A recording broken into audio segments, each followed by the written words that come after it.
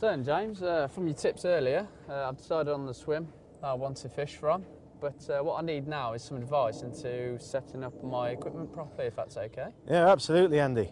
As we just discussed, fish are very shy, so it always makes sense to be really quiet and make the minimum amount of disturbance when you're setting up. I also have quite a strict routine that I go through when I'm positioning my gear and setting up. First thing I always set up is the landing net.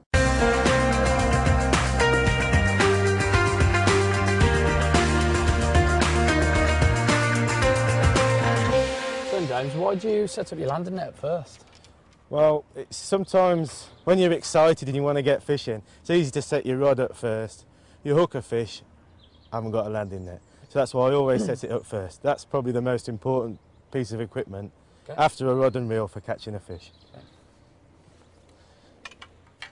What next, James? Right, Andy, the keep net.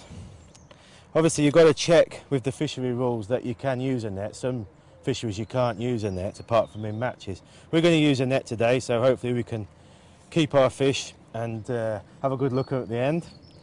One thing to mention is actually the style of modern keep nets now are very, very fish friendly.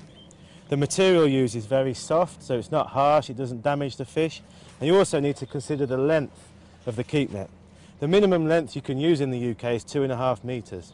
This is a 3-metre net, so it means the fish have got plenty of room, they're not going to be stressed. And I suppose another thing to mention with the nets is the fact that you don't want to keep the fish in there too long, probably a maximum of 5 hours. We want to be fair to the fish, enjoy the day, and then get the fish back safely. Brilliant.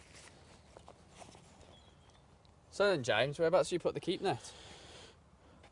One of the worst things you can do is just throw the net in. You see people do it. Gently place the net in the water. Again, we don't want to disturb the fish. Put the net away from the fishing station, but place it right in front of where you're going to be fishing. Obviously we're using a bank stick here. Many modern boxes nowadays have attachments to fit the keep net. But you want to have the keep net strategically placed in front of you so it's easy to put the fish in and also not get in the way. You don't want to be catching the keep net constantly. Another nice tip, especially when you've got a new net like this, is to use your landing net just to gently position the keep net out the way. It's not going to interfere with your fishing. Brilliant. Right then, James, that's the landing net and keep net sorted. What next? Your seat box. Again, think about where you're putting your box. I mean, this is a lovely peg. It's all cut out with nice slabs, so it's an easy one. But if it wasn't, if the bank was uneven, you want to get yourself nice and comfortable so the box is stable and not rocking around. Okay, brilliant.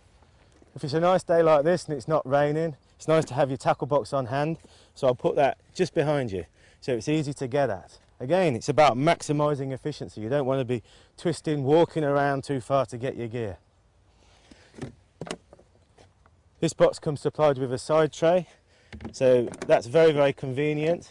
The side tray is going to be really important for your bait. Again, keep the bait to hand.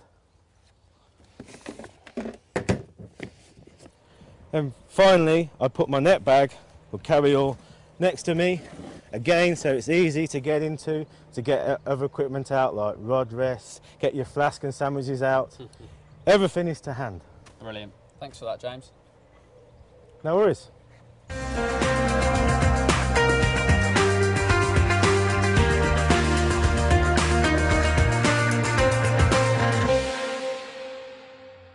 Now I'm hooked on fishing.